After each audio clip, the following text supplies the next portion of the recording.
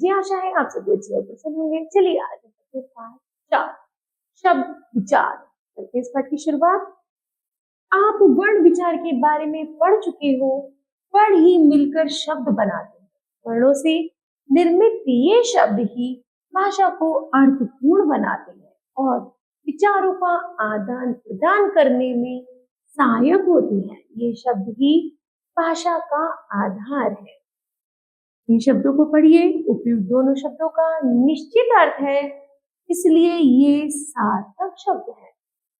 इन शब्दों को पढ़िए। ये भी वर्णों के समूह यानी शब्द हैं, लेकिन क्या इनका कोई अर्थ निकल रहा है? नहीं, न ये निरर्थक शब्द है।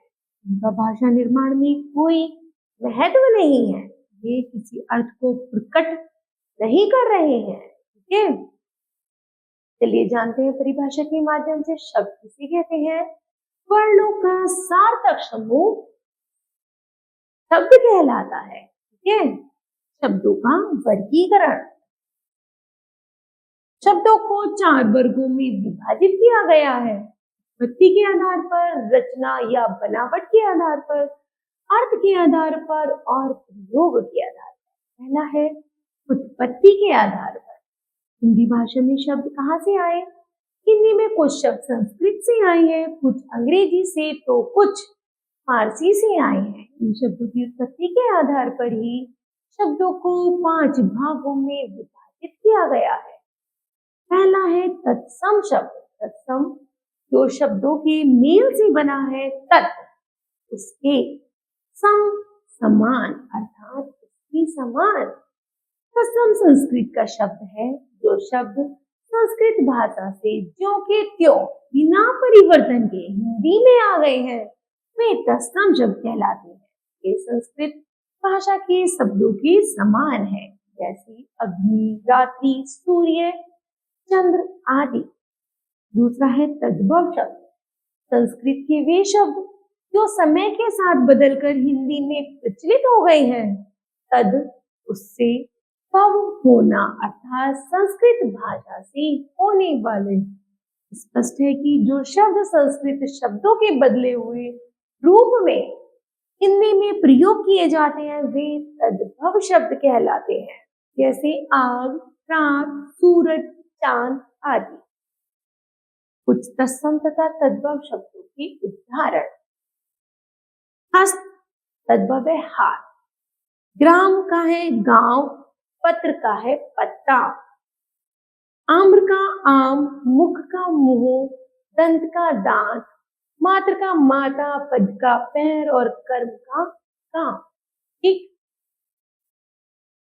उसी तरह घट का घड़ा, क्षेत्र का खेत, मास का महा, नासिक का नाक, गो का गाय, ग्रह का घर, निद्रा का नींद, कर्ण का कान, भ्राता का भाई, दिवस का दिन, मस्तक का माथा। ठीक है, आगे है देशज शब्द। देशज शब्द अर्थात देश जमा जा, देश में जन्मा। इस प्रकार स्पष्ट है जो शब्द देश के विभिन्न प्रदेशों में आम बोलचाल की भाषा से हिंदी में आए हैं, देशज शब्द कहलाते हैं। जैसे लोटा, चिमटा, चारपाई, पगड़ी, डिबिया, खिड़की, थैला, झाड़ू, पेट, डोर, खुरपा, गाड़ी, झुग्गी, लात, झरपट, खिड़की, खिचड़ी, खटखटाना आदि। यह विदेशी शब्द। विदेशी शब्द वे शब्द हैं जो हिंदी अथवा संस्कृत के नहीं है, बल्कि अंग्रेजी, अरबी, फारसी, पुर्तगाली आदि विदेशी भाषाओं से हिंदी में आए हैं। अंग्रेजी शब्द है doctor, ball, radio, school, gas, train, car, pen, machine, bus, station, biscuit, petrol, mobile, master, fees, ticket, meter, college, television, police, paper, football, diary, toffee, company, cricket आदि। ठीक है, इसी तरह आगे है अरबी शब्द। अरबी शब्द है गरीब, अमीर, औलाद, मतलब, कत्ल, किताब, एहसान, खजाना, खत, कामयाबी हासिल, बाजार, इमारत, साबित, दाखिला, किस्सा आदि। ठीक, आगे फारसी शब्द। आराम, अफसोस, सरदार, आसमान, आसमान, नमक, सर्द, सिफारिश आदि। पुर्तगाली शब्द है चाबी, तंबाकू, फीता, बाल्टी, पलटन, प्याला आदि। चीनी शब्द है चाय, लीची आदि। तुर्की शब्द है तमाशा, गलीचा, कुली, दरोगा, कालीन, बेगम आदि। संकर शब्द है जो शब्द दो भाषाओं के मेल से बने होते हैं उन्हें संकर शब्द कहते हैं। जैसे फूलदान, फूल है हिंदी का और दान है फारसी का। दूसरा है वर्षगांठ, वर्ष है संस्कृत शब्द और गांठ है हिंदी शब्द। उसी तरह टिकट घर, टिकट अंग्रेजी का शब्द है, घर हिंदी का शब्द है। रेल यात्री, रेल अंग्रेजी का है, यात्री संस्कृत का शब्द है। जब दो भाषाओं से मिलकर एक शब्द तैयार होता है उन्हें कहते हैं संकर शब्द। ठीक है, आगे है रचना के आधार पर। रचना के आधार या बनावट के आधार पर शब्दों को तीन प्रकार है। शब्दों के तीन प्रकार है। नंबर 1 रूढ़ शब्द, ऐसे शब्द जिनका किसी विशेष अर्थ में प्रयोग होता है तथा जिनके टुकड़े करने पर कोई अर्थ नहीं निकलता, रूढ़ शब्द कहलाते हैं। जैसे इन शब्दों के खंडों का कोई अर्थ नहीं है, जैसे फल, फल जमा ला। ठीक, दूसरे घोड़ा, भू जमा ड़ा, इनका कोई अर्थ नहीं है, तो इसे बना रूढ़ शब्द। आगे है यौगिक शब्द, का अर्थ है योग से बनने वाला। ऐसे शब्द दो शब्दों के मेल से बने होते हैं, यौगिक शब्द कहलाते हैं। इनके टुकड़े करने पर दोनों शब्दों का अर्थ निकलता है। जैसे विद्यालय, विद्या जमा आलय, रसोई घर, रसोई जमा घर। उपरोक्त शब्दों के दोनों खंड सार्थक है। फिर है योग रूढ़ शब्द। योग रूढ़ ऐसे शब्द होते हैं जो यौगिक होते हुए भी विशेष या परंपरागत अर्थ देते हैं। इनके भी सार्थक खंड टुकड़े किए जा सकते हैं। जैसे चारपाई, चार जमा पाई तो हुआ चारपाई। आगे है दशानन, दश जमा आनंद, दश का अर्थ होता है मुख। अर्थात इन शब्दों को दोनों खंड सार्थक है, मिलाकर एक परंपरागत अर्थ की ओर संकेत कर रहे हैं। ठीक है, आगे है अर्थ के आधार पर। अर्थ के आधार पर शब्द दो प्रकार के होते हैं, एक तो सार्थक, दूसरा निरर्थक। सार्थक शब्दों के भी अपने 4 शब्द होते हैं, जैसे एकार्थक, अनेकार्थक, समानार्थक और विलोम शब्द।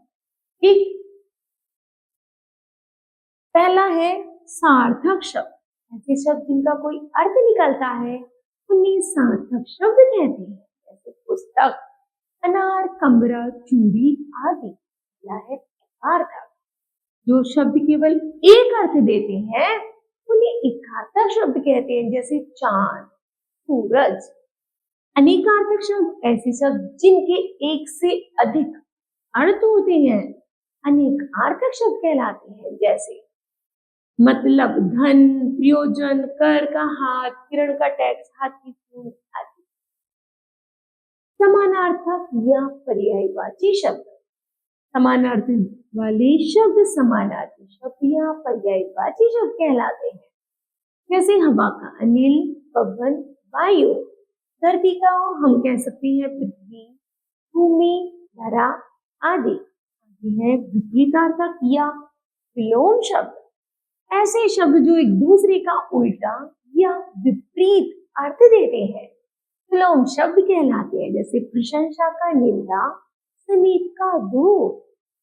निरर्थक शब्द ऐसे शब्द जिनका कोई अर्थ नहीं निकलता, निरर्थक शब्द कहलाते हैं। जैसे पुस्तक, वनार, बमरा, वोड़ी आदि।